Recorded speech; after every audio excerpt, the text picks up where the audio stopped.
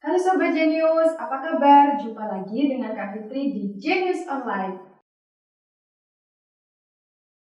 Kali ini kita akan membahas materi baru loh, yaitu mengenai sistem ekskresi dan sistem reproduksi pada manusia.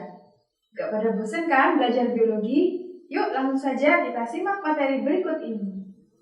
Pada pertemuan kali ini kita membahas dua materi sekaligus, yaitu sistem ekskresi dan sistem reproduksi pada manusia. Sebelumnya, kita membahas mengenai sistem ekskresi pada manusia terlebih dahulu.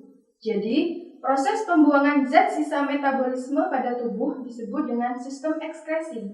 Sistem ekskresi meliputi organ ginjal, kulit, paru-paru, dan hati. Ginjal merupakan organ penyaring darah untuk mengeluarkan urea, amonia, dan air yang akan dibuang bersama berupa urin. Proses penyaringan darah hingga menjadi urin dalam ginjal melalui 3 tahapan, yaitu filtrasi, reabsorpsi, dan augmentasi. Nah, kulit mengekskresikan zat-zat sisa berupa keringat, sedangkan hati sebagai alat ekskresi mengekskresikan zat-zat warna empedu yang disebut dengan bilirubin. Dan paru-paru merupakan alat ekskresi karena mengeluarkan karbon dioksida atau CO2 dan uap air dari hasil metabolisme karbohidrat dan lemak yang ada di dalam tubuh. Selanjutnya kita masuk ke materi sistem reproduksi pada manusia. Sistem reproduksi pada manusia dibagi menjadi dua, yaitu sistem reproduksi pada pria dan sistem reproduksi pada wanita. Sistem reproduksi pada pria dibagi lagi menjadi dua, yaitu terdiri dari alat kelamin luar dan alat kelamin dalam. Alat kelamin luar yaitu terdapat skrotum yang dikenal dengan kantong testis dan penis yang dikenal dengan saluran sperma. Sedangkan alat kelamin dalam terdiri dari testis, kemudian saluran reproduksi yaitu epididymis dan vas deferens, kemudian kelenjar reproduksi yang terdiri dari vesikula seminalis, kelenjar prostat, dan kelenjar Cowper. Selanjutnya, sistem reproduksi pada wanita tersusun dari organ-organ yaitu indung telur yang dikenal dengan ovarium, kemudian ada saluran telur yang dikenal dengan tuba fallopi, kemudian fimbriae, rahim atau uterus, endometrium, leher rahim atau cervix, dan saluran kelamin yaitu vagina. Nah, gametogenesis adalah peristiwa pembentukan sel, baik sel jantan maupun sel betina. Spermatogenesis adalah proses pembentukan sel spermatozoa yang terdapat di tubulus seminiferus. Kemudian, pada proses spermatogenesis ini terdapat beberapa hormon yang berpengaruh di dalamnya, yaitu terdapat hormon FSH, LH, dan testosteron. Kemudian, oogenesis. Oogenesis ini merupakan proses pembentukan sel ovum dan hormon yang berpengaruh yaitu terdapat hormon FSH, LH, estrogen, dan progesteron. Selanjutnya, menstruasi adalah peristiwa peluruhan dinding uterus atau endometrium karena ovum tidak dibuahi oleh sperma. Oke, sekarang kita masuk ke soal yang pertama. Soal pertama ini adalah soal UN tahun 2015. Soalnya yaitu, fungsi dari oviduk pada sistem reproduksi wanita adalah A. Menghasilkan sel telur, B. Tempat berkembangnya embrio, C. Sebagai tempat terjadinya fertilisasi, dan D. Tempat masuknya sperma.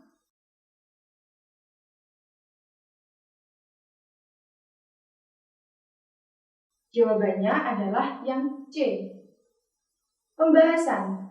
Oviduk merupakan saluran yang menghubungkan ovarium atau sel telur yang terdapat pada wanita atau hewan betina menuju ke rahim.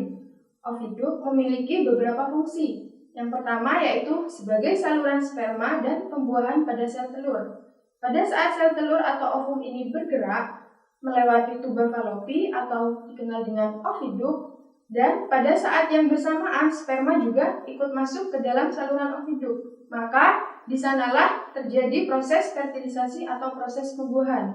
Kemudian fungsi yang kedua yaitu menggerakkan atau menyalurkan ovum menuju rahim. Jadi jawaban yang tepat yaitu sebagai tempat terjadinya fertilisasi. Kita lanjut ke soal yang kedua. Soal kedua ini adalah soal UN tahun 2016. Soalnya yaitu proses spermatogenesis pada sistem reproduksi laki-laki berlangsung pada A. Vesicula seminalis, B. Vas deferens, C. Epididymis, dan yang D. testis.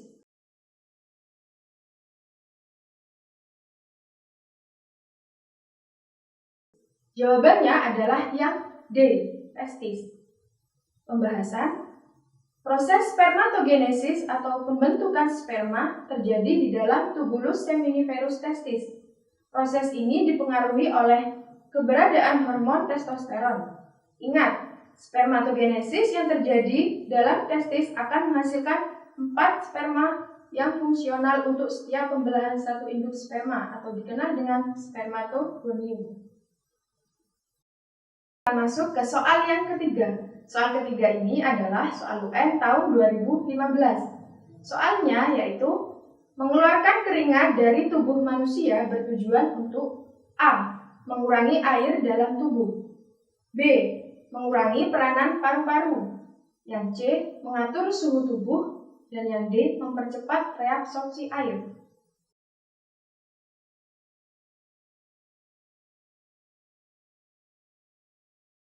Jawabannya adalah yang C. Pembahasan.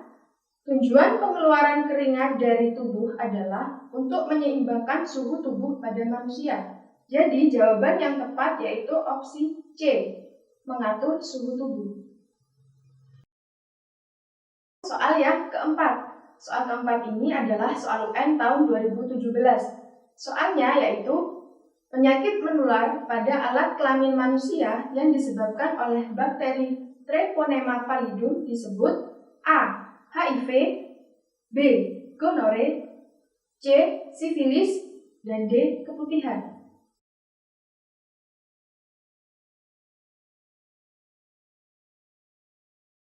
Jawabannya adalah yang C. Pembahasan. Sistem reproduksi sangat rawan terhadap kelainan dan penyakit. Kelainan dan penyakit pada sistem reproduksi dapat disebabkan oleh bakteri, jamur, dan virus. Sifilis atau yang dikenal dengan raja singa merupakan penyakit menular yang disebabkan oleh Treponema pallidum, di mana gejala awal penyakit ini yaitu terdapat luka pada masuknya bakteri ke dalam tubuh, biasanya terdapat di daerah sekitar kelamin. Penyakit ini dapat menyebar dan kemudian dia akan menimbulkan kerusakan pada organ tersebut. Jadi, jawaban yang tepat yaitu penyakit C, sifilis. Selanjutnya kita lanjut ke soal yang kelima. Soal kelima ini adalah soal UN tahun 2018. Soalnya yaitu batu ginjal merupakan penyakit berbahaya pada sistem ekskresi manusia.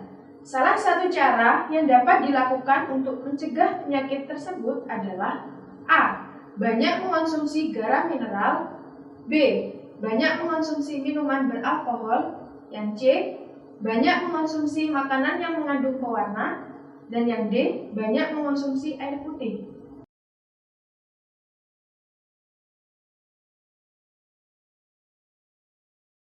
Jawabannya adalah yang D.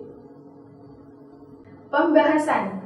Batu ginjal merupakan gangguan berupa terbentuknya endapan garam, kalsium di dalam rongga ginjal, saluran ginjal, atau kantung kemih. Batu ginjal berbentuk kristal yang tidak dapat larut. Kandungan batu ginjal adalah kalsium oksalat, asam urat, dan kristal kalsium fosfat.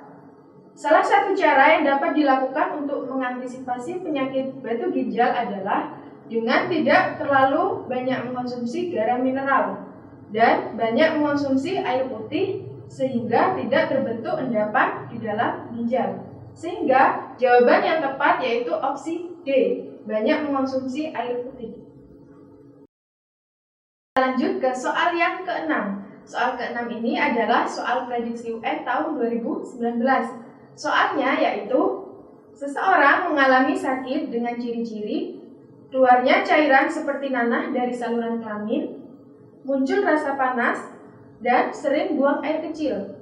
Fakta itu mengindikasikan bahwa orang tersebut mengalami penyakit A. Sifilis, B. Herpes, C. Gonore, dan D.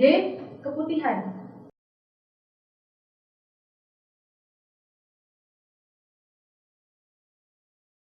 Jawabannya adalah yang C. Pembahasan. Kata kunci pada soal tersebut terdapat keluarnya cairan seperti nanah. Penyakit kelamin yang dimaksud yaitu kencing nanah atau dikenal dengan gonore. Sedangkan sifilis yaitu peradangan pada alat kelamin baik pria maupun wanita yang disebabkan karena adanya infeksi bakteri Treponema pallidum. Sedangkan herpes yaitu adanya bintik-bintik merah di sekitar alat kelamin karena adanya infeksi bakteri. Dan keputihan merupakan keluarnya cairan bukan darah pada alat kelamin wanita akibat infeksi jamur Candida albicans. Jadi jawaban yang tepat yaitu C, gonore.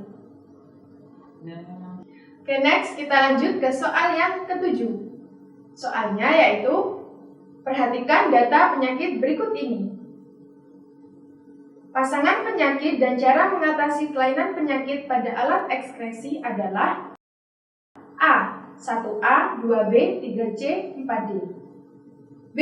1A, 2D, 3C, dan 4D. C. 3A, 4B, 2C, dan 1D. Dan yang D. 3A, 4B, 1C, dan 2D.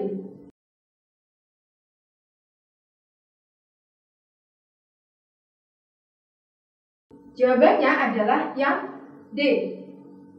Pembahasan. Data penyakit organ ekskresi terdiri dari yang pertama, gagal ginjal, merupakan terganggunya fungsi ginjal secara keseluruhan dapat diatasi dengan proses cuci darah atau operasi cangkok ginjal. Yang kedua yaitu diabetes insipidus, merupakan gangguan pada ginjal yang disebabkan karena frekuensi ekskresi urin atau buang air kecil yang tinggi karena kurangnya hormon ADH. Penyakit ini dapat diatasi dengan pemberian hormon ADH, yaitu hormon antidiuretik.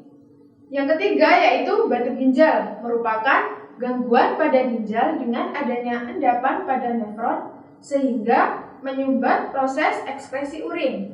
Nah, penyakit ini dapat diatasi dengan operasi pembuangan endapan atau operasi batu ginjal.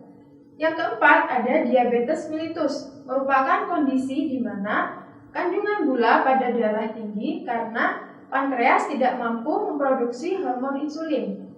Nah, penyakit ini dapat diatasi dengan menyuntikkan hormon insulin.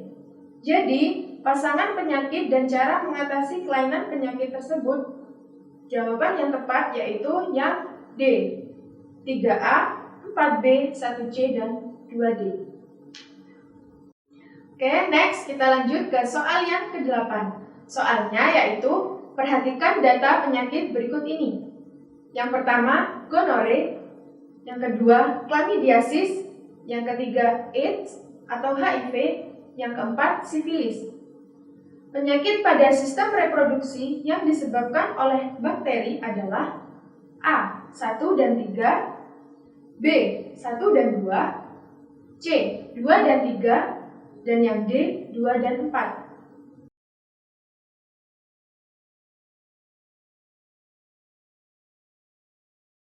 Jawabannya adalah yang D. Pembahasan.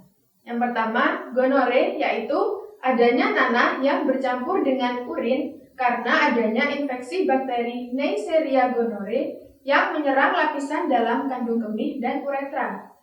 Yang kedua yaitu chlamydiasis, merupakan penyakit yang disebabkan oleh bakteri Chlamydia trachomatis yang menyerang leher rahim atau serviks hingga ke saluran telur dan berakibat pada pemandulan. Dan penyakit yang ketiga yaitu ada AIDS atau HIV, merupakan penyakit yang menyebabkan adanya penurunan sistem kekebalan tubuh karena infeksi virus HIV. Yang keempat yaitu sifilis atau dikenal dengan raja singa, yaitu adanya peradangan pada alat kelamin baik pria maupun wanita karena infeksi bakteri Treponema pallidum. Jadi, penyakit yang disebabkan oleh bakteri adalah klamidiasis, dan sifilis. Maka dari itu, jawaban yang tepat yaitu yang D, nomor 2 dan nomor 4. Oke, next kita lanjut ke soal yang ke-9. Soalnya yaitu, pada alat reproduksi wanita terdapat bagian yang dapat dipotong dalam metode KB dan bagian yang akan meluruh saat menstruasi secara berturut-turut adalah A. Tuba falopi dan vagina, yang B. Tuba falopi dan dinding rahim atau endometrium, yang C. Ovarium dan dinding rahim atau endometrium, dan yang D. Dinding rahim atau endometrium dan vagina.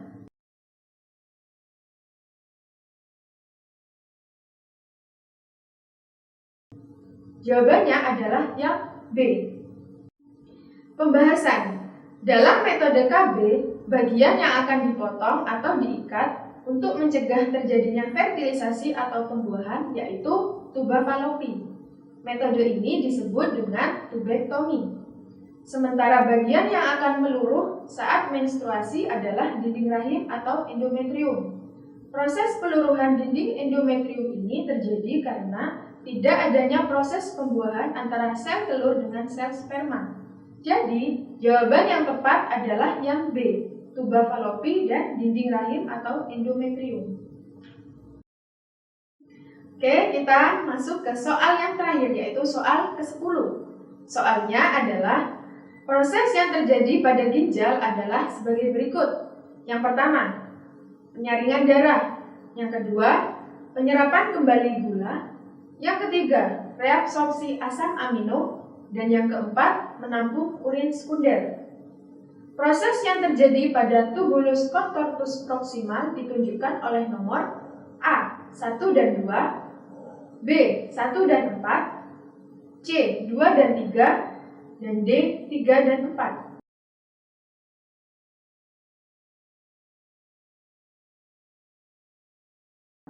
Jawabannya adalah yang C. Pembahasan. Tubulus contortus proximal merupakan salah satu bagian nefron ginjal yang berfungsi sebagai tempat reabsorpsi atau penyerapan kembali, di mana zat yang diserap kembali yaitu gula dan asam amino dari urin primer, sehingga akan dihasilkan urin sekunder yang tidak mengandung glukosa dan asam amino. Jadi, jawaban yang tepat yaitu nomor 2 dan 3. Baiklah Sobat Jenius, cukup sekian dulu materi kali ini. Jangan lupa terus semangat dan terus berlatih. Sampai jumpa di materi berikutnya. Wassalamualaikum warahmatullahi wabarakatuh.